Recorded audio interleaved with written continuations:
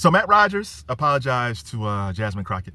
Matt has a podcast with Bowen Yang, and Matt was saying, he was criticizing Jasmine. He was saying that, if Beto O'Rourke couldn't win Texas, she couldn't win Texas when it comes to the Senate. And he feels like people should not donate to her campaign. And he was thinking that there should be another Democratic nominee because he felt like Jasmine Crockett is already a well-defined candidate in Texas.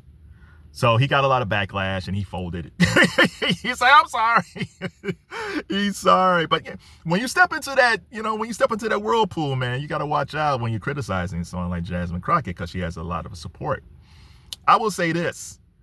If you want to vote for Jasmine Crockett, that's fine. If you want to donate to her campaign, that's fine too. If you feel like she's going to win and you feel like you're a supporter of hers, yeah, go ahead, do what you can. Volunteer, donate, do whatever you want.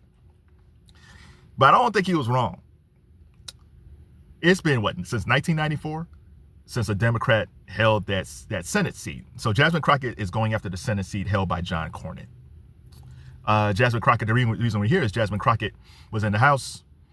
Texas did all that redistricting, and her seat got caught up in that. So it would have been hard for her or any Democrat to win that seat again. So long term, I still think Jasmine Crockett's going to end up being a TV personality, be on a panel of Abby Phillip and all that. I still think that's going to happen down the road. But Jasmine felt like, you know what? There's a blue wave coming because everybody's sick of Trump and the Republicans. And she's right. Everybody's right. There's going to be a massive blue wave in the fall. And I think she's banking on that blue wave to help her in Texas. The problem with Texas is okay, I'm in Ohio, right? Cleveland's a blue city. Akron's a blue city. Cincinnati's blue. Columbus is blue. Dayton. We have a lot of blue cities in Ohio, but we end up having a Republican House and a Republican governor because all the rest of the state is red. It's those damn rural areas. And so suburban areas is red, even though our major cities are blue. And the same things in Texas. Like Dallas is blue. Houston's blue.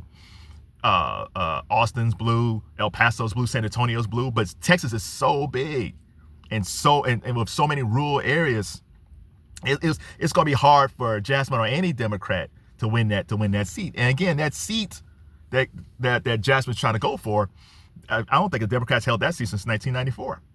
So the guy who owns that seat right now, holds that seat, is John Cornyn. John Cornyn, at one point, people wasn't sure if he was going to run again. He decided to run. And John Cornyn, to me, he always reminded me of like a traditional Republican, pro-military, pro-oil, pro-business, George W. Bush type Republican. Not MAGA. But now he's being pushed. So he decided to run, and now he's being pushed by two other Republicans who are more hard right. So you have John Cornyn, he's not a moderate Republican. He's just like a traditional Republican. And the other guy who has the Senate seat is Ted Cruz. And Ted Cruz actually should be more worried in the next few years because he might actually lose his seat. So here's where Jasmine comes in at. If John Cornyn wins, it's harder for her to win. Now John Cornyn seems to be aligning himself with Trump a little bit more, which might backfire on him, especially if people are voting because they're anti-Trump. So John Cornyn, as a Republican nominee, if he wins the primary, he has to watch that. If John Cornyn loses in the primary to a hard right Republican, this will open the door more for Jasmine Crockett. Because at that point, she might be able to pull the moderates who might have voted for John Cornyn, but instead they'll say I don't like these guys. They're hard right. Like John Cornyn's one thing, but these dudes, we already got Ted Cruz who's kind of MAGA, and we don't need another MAGA type Republican. So Jasmine Crockett, just by that, might be able to pull moderate Republicans who don't want another MAGA Republican in the Senate.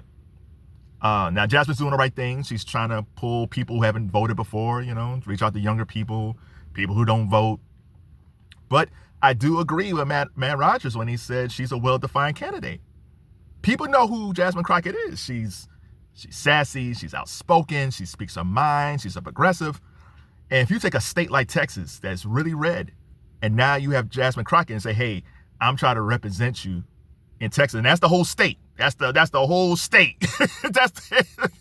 You're trying to pull a bunch of white folks in Texas that barely voted for you in your own district. Like, I think the way her voted when she was in the House, I think she got the majority of the black vote and some Hispanic, but I think she only got like 17% white vote. So you try to go from just getting 17% of the white vote in your district in the House, and now you're going through the whole state trying to convince like more than half the state to vote for you. But I think, again, she has a shot if one of the hard right guys beat Cornyn, because I think she has a pretty good shot. But if Cornyn wins, even with a blue wave, I think it's going to be tough. Not impossible. Like the great Kevin Garnett once said, anything is possible. It's not impossible for Jasmine Crockett to win. But in a state like Texas, man, it's hard. But again, if you want to vote for her, that's fine. If you want to donate, that's fine. But I think Matt Rogers just kind of stumbled. I understood what he meant, but I think most people didn't. I went through this when Kamala Harris was running. When I was trying to tell people, I said, I don't think she's going to win. It's like, oh, you hate black women. It's like, no, what? Because I was looking at the numbers. I was just looking at this country. I was looking at the numbers. I say, I don't think they're going to vote for her. I just don't. And I feel the same way with Jasmine Crockett. I think she has a chance to win, but it's going to be hard. It's interesting before I go that the look how Jasmine Crockett's look changed. Because if we go back 2 years ago, 2 years in May would be when she had that fight with Marjorie Taylor Greene. And they both are totally different now. Marjorie Taylor Greene is now a moderate. I don't know if I believe her or not, but she's a moderate. And she's leaving Congress because she's rich. Like she made a whole bunch of investments in Congress, and she's made a lot. She's worth like $25 million or something like that. Oh yeah, she made a lot of money while in Congress, so she's out. And then you have Jasmine Crockett. And I remember, because Jasmine Crockett had the long eyelashes and had the weave and all that stuff. And then last year, her hair got toned down. The eyelashes was less. I was like, oh, look at this. What's going on with her? She looked like that cool, hot teacher that you had in middle school.